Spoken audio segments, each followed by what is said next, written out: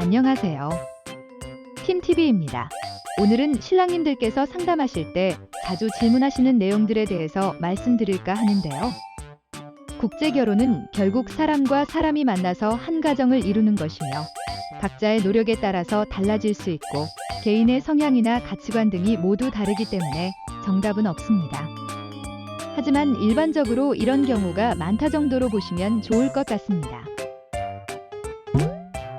기본적인 일정은 어떻게 되나요? 꼭 그 일정에만 맞춰서 진행해야 하나요? 일반 직장을 다니시는 분들은 대부분 휴가를 사용하는 것이 자유롭지 못하기 때문에 보통 5박 6일 정도의 일정으로 진행하시길 원하시는 분들이 많습니다. 하지만 꼭 이 일정에 맞추실 필요는 없습니다. 예를 들어 휴가를 길게 사용하지 못하는 분들은 짧게 2박 3일로 맞선만 보신 뒤에 매칭이 되면 다음에 3박 4일 정도로 들어오셔서 예식과 신혼여행을 진행하는 경우도 있습니다. 반대로 일정에 여유가 되는 분들은 더 오랜 시간을 머물며 여유 있게 진행하시기도 하죠. 비용은 처음에 전부 납입해야 하나요? 아닙니다. 처음부터 큰 돈을 입금하셨다가 진행 과정에서 예상치 못한 일들로 피해를 보신 분들의 사례를 보셨을 텐데요.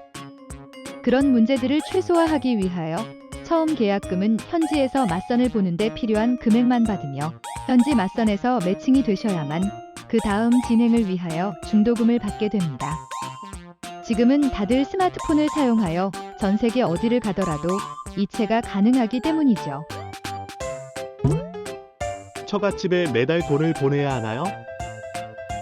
물론 현재도 집안 형편 때문에 금전적인 도움을 원하는 여성도 있습니다.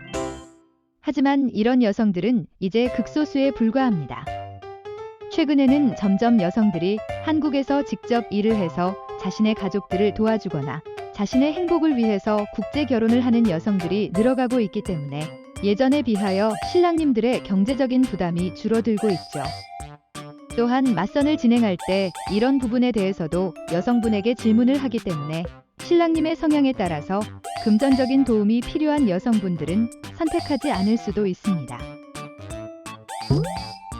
현지 맞선 시 꼭 그 자리에서 결혼을 약속해야 하나요? 일반적으로 5일에서 7일 정도의 일정으로 맞선과 결혼 진행을 하는데요.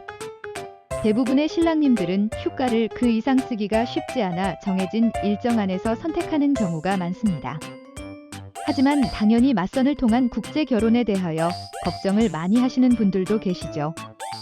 그렇기 때문에 현지에서 맞선을 보시고 데이트도 하고 SNS를 이용해 서로를 조금 더 알아보다가 다음 일정에 다시 베트남에 입국하여 결혼식을 진행하는 분들도 있습니다.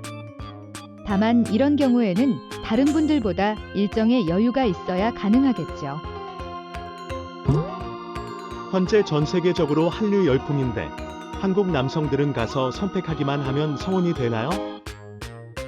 물론 베트남에도 한류는 아직 많이 남아있기는 하지만 한류라는 것은 연예인들의 이야기이고 드라마나 영화를 통하여 보여지는 부드러운 남성에 대한 로망 같은 것입니다. 베트남 여성들도 현실의 남성들이 드라마 속의 주인공이 아니라는 것은 충분히 인지하고 있다는 것이죠. 또한 결혼이라는 것 자체가 두 사람이 모두 동의를 해야만 진행이 가능한 일입니다. 어느 한쪽의 결정으로는 진행 자체가 되지 않거나 진행되었다 하더라도 그 미래는 장담할 수 없습니다. 맞선을 통한 결혼도 결혼이며 결혼은 현실이라는 것을 다시 한번 생각하셔야 합니다. 외국 여성이 한국에 와서 완벽하게 적응할 수 있을까요? 일반적으로 국제 결혼을 한 가정을 다문화 가정이라고 부릅니다.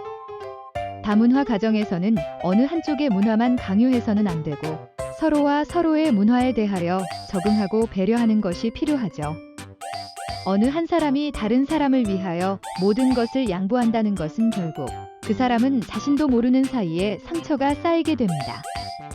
외국 여성이 한국에 와서 적응하기 위해서는 그만큼 신랑의 배려와 노력이 필요하다는 뜻이죠. 저는 이런 여성을 만나고 싶습니다. 많은 분들께서 상담하실 때 자신의 이상형을 말씀하시곤 합니다. 물론 업체에서도 최대한 말씀해 주신 내용에 해당하는 여성들을 찾아서 추천해 드리곤 하죠. 하지만 모든 신랑님들께서 자신의 이상형에 가까운 여성분들과 성혼이 될까요?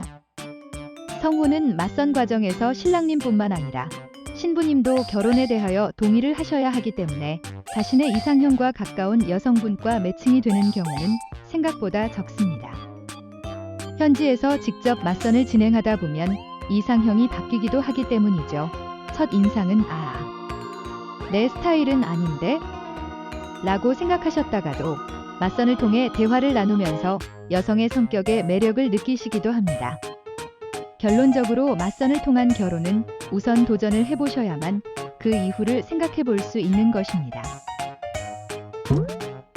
어린 여성을 만나고 싶습니다. 가능한가요? 맞선을 통한 국제 결혼에서는 대부분 15살에서 20살 정도 차이가 나는 커플이 대부분입니다. 예를 들어 40대 초반이시라면 20대 초반 여성을 만나는 것도 가능하다는 것이죠. 그렇다면 50대 남성들은 20대 여성들을 만나지 못할까요? 물론 맞선도 가능하며 성혼하시는 분들도 있습니다. 다만 뭔가 남성분들도 그만큼의 매력을 더 가지고 있어야겠죠. 어리고 미모가 뛰어난 여성들은 그만큼 더 바라는 것이나 눈높이가 당연히 높습니다. 이세를 갖기 위하여 어린 여성을 찾으시는데 미모까지 뛰어난 여성을 만나는 것은 현실적으로 불가능하지는 않지만 그만큼 쉬운 일도 아닙니다. 맞선 시 남성분이 얼마나 어필을 잘하여 마음을 얻는지가 중요한 것이죠. 저는 상대 여성과의 나이 차이를 20살 이내로 제한하고 싶습니다. 선택하기에 따라서 상대 여성과의 나이 차이를 20살 이내로 제한하셔도 됩니다. 다만 매칭에 어려움을 겪고 있다면 굳이 제한할 필요는 없습니다. 실제로 맞선을 진행하다 보면 나이 차이가 더 많이 나고 심지어 신랑님이 신부님의 부모님보다 나이가 많은 경우에도 매칭되기도 합니다. 따라서 성혼 확률을 높이려면 굳이 나이 차이를 제한하실 필요는 없습니다. 맞선 볼 때 상대방에게 어필하기 위해서는 어떻게 해야 할까요? 맞선에서 가장 중요한 것은 결국 첫인상입니다. 서로의 개인 프로필을 말해주는 시간은 정말 순식간인데요. 첫인상이 좋지 않다면 남성분이나 여성분 모두 이 타이밍에서 상대방을 거절하기도 합니다. 서로에 대하여 알기 위해서는 충분한 대화가 중요한데 그럴 만한 시간이 주어지지 않는 것이죠. 반면에 첫인상이 좋다면 조금 더 마음도 열리고 상대방을 알기 위해서 더 집중하게 됩니다. 상대방에게 호감을 얻기 위해서는 첫인상에서 상대방을 평가하는 눈빛이 아닌 호의적이고 부드러운 이미지가 필요합니다. 지금까지 국제결혼 상담 시 자주 하는 질문에 대해 알아보았는데요.